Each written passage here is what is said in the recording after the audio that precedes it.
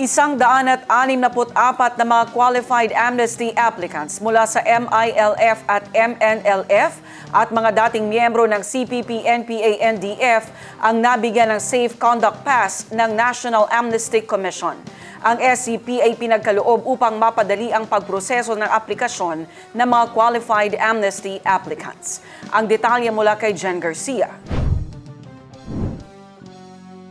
150 dating miyembro ng CPP, NPA, NDF, 11 miyembro ng MILF at 3 miyembro ng MNLF ang nabigyan ng Safe Conduct Pass ng National Amnesty Commission. Sila ang unang qualified amnesty applicants na nabigyan ng SCP. Sa 11 miyembro ng MILF na nabigyan ng SCP, 2 sa mga ito ang kasalukuyang alkalde ng Special Geographic Area at 5 miyembro ng Bangsamoro Transition Authority Parliament. Ang issuance ng NAC ng SCP ay isinagawa matapos bigyan ng otorisasyon ng NAC sa pamamagitan ng Memorandum No. 36, serye ng 2025, na nilagdaan ni Pangulong Ferdinand Marcos Jr. noong Abril at matapos maisapinal ang guidelines noong buwan ng Mayo. Nagsisilbing proteksyon ang SCP laban sa pag-aresto at prosekusyon para sa mga kasong sakop ng Presidential Proclamations 403, 404, 405 at 406 habang hinihintay ang resulta ng kanilang aplikasyon. There are 2 safe conduct passes authorized by the President for the National Amnesty Commission to be issued.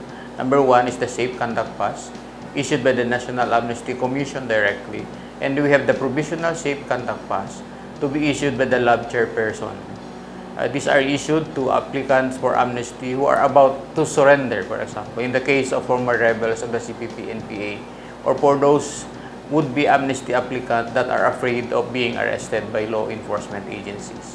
So they can go to the local amnesty board, seek application for amnesty, then in the same form, request for the issuance of Safe Conduct Pass that will give them 15 days period within which to accomplish the necessary documents. We think that the 15 days will be sufficient for them to collate all documents that will support their amnesty application process before personally filing it before the local amnesty board. It will have the same effect as the Safe Conduct Pass. They will be free from arrest during that 15-day period. 1 ng Hulyo nang isagawa ang ceremonial issuance ng SCP sa Butuan City na dinuluhan mismo ng Gobernador ng Agusan del Norte, Maria Rose del Amante. Munang dako akong kalipay nga nakabili ni nga mga programa sa amnesty program, no? Ipangaluhan sa atong komisyoner, ilabi na sa atong local amnesty board, no? Dinhi sa Agusan Norte. Nga naningkamot kung saon nga mo proseso ang paghatag sa mo Safe Conduct Pass, no? Dako gyud ni kayong katabang og kalipay namo. Ngano man? Tungod kay dili na mi mabalaka nga makikuan dito sa among pamilya, no? Mobalik sa komunidad ug makig-integrate diha sa komunidad isip mobalik sa sabakan sa gobyerno. Kay mismo sa akong nga bahin, adto na gyud akong kabalaka gani pag wadto sa trabaho, uli dayon kay naibalo man ko sa kaso nako. Anytime mo, bisag unsa nga oras, pwede ko nga gumikan sa akong mga kaso. Gani sa akong mga kaso, adunay 70 kapin nga mga kaso. No. Sulod lang sa Surigao del Norte. Ang na-dismiss niini, adunay 70 City, unang naapoy nabilin. Ang nabilin, ongoing pa ang hearing. Yan na. Karon umabot gani na ko na hearing na unang nakadaghan sa akong kaso. Unang dako po akong pagpasalamat diya sa 30IB na pagtabang sa among mga kaso para unsaon maproseso ang mga kaso namo. Mo nang sa dihang nakadungog kami sa amnesty program. Nakadungog kami about Safe Conduct Pass. Nahimo ni siya nga center of discussion, center of attraction sa mga former rebels.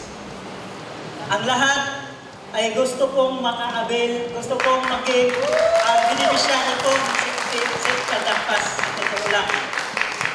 Ang inuuna lang po natin ngayon, ma'am, is yung mga officers po ng different federation para ang mga opisyal po na ito is makapagtrabaho na po kami subay sa nagawa namin ng mga plano. Kami po, mga officers, ay talagang tutulong po talaga kami sa government. Kung alam naman namin, August, ako lang di Bisaya kung bagan, para magkakwanta. Kaya bagan sa kabalo kami, kung asa kami nga part, makatabang, katinood lang.